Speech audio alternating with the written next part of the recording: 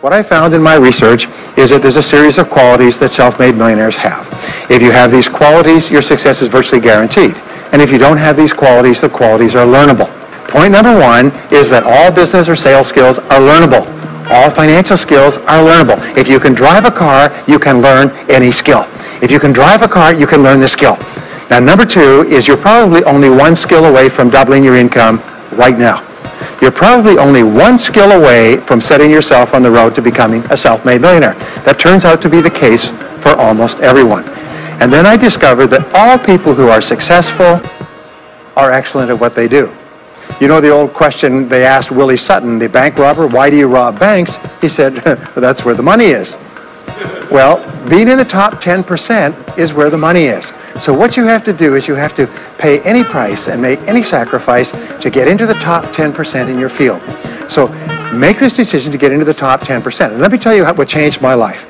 Here I was struggling in my late 20s, and I learned this. It was a breakthrough thought. Is that everybody's in the top 10% started in the bottom 10%. Everybody who's doing well was once doing poorly.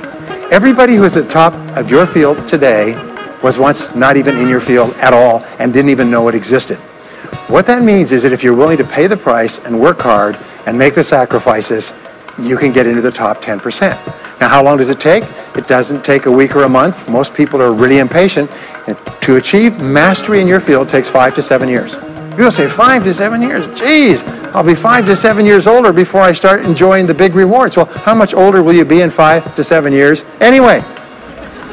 Now, here's an important point. Are you ready? The time is going to pass anyway. The time is going to pass. 5 to 7 years from now, 5 to 7 years will have passed. The only question is, are you going to be at the top of your field, or are you still going to be down there with the mediocre 80%? And the wonderful thing is this is nobody's better than you, and nobody's smarter than you. If anybody else is at the top of their field, it means that you can be at the top of your field. Just go to them and find out how they got there, because they started at the bottom. Now, it may take longer for some people and less for others, but everybody who puts one foot in front of the other and keeps moving eventually gets there. Next is refuse to consider the possibility of failure. It's the most amazing darn thing is that the fear of failure is the greatest single obstacle to success in adult life. And it's not failure itself, because each one of you is a professional failure. Each one of you has failed over and over and over again. Isn't that true? All of us fail. All human beings fail over and over. 9 out of 10 things that we try don't work out the way we expected. We have failures in relationships and in jobs and in careers and investments and everything. It's not the failure that holds you back. The failure makes you smarter. We say that it is the fear of failure, not failure, that holds you back.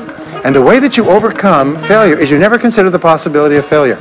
The rule is this, is there's no such thing as failure, there's only feedback. Is when you try something that doesn't work, you get feedback, not failure. And recognize that most things you try aren't going to work the first few times. So what you do is you say, oh, that's an interesting bit of feedback. And you pick yourself up and you move forward and you have more feedback and you move forward. To become a self-made millionaire, you're going to fail over and over again, year after year after year. But your brain has a cybernetic mechanism, which means that every time you try something, you get feedback, which makes you smarter. And when you try something else, you get feedback, which makes you smarter, and eventually you reach the point where you're too smart and you stop making mistakes. You start to do more and more things right and fewer things wrong. But you can't get there unless you have experienced the failures. Henry Ford once said that failure is merely an opportunity to more intelligently begin again. Now let me pass on one great rule to you, which has been discovered in interviewing self-made millionaires. Self-made millionaires look into every failure for something good.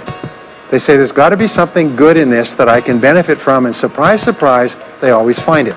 Second is, self-made millionaires always seek the valuable lesson in every setback or obstacle or temporary failure, and they always find the lesson. Now, what do failures do? Failures whine and cry and think about what they've lost and blame their problems on someone else. Successful people say, what can I learn from this that will make me smarter next time? And my promise to you, those who seek find, is that if you go looking for a valuable lesson in the biggest problem that you're facing today, you'll always find the lesson. Here's another possibility. Your biggest problem today could be the biggest gift that you have ever received, because it may contain within it the lesson that will make you successful.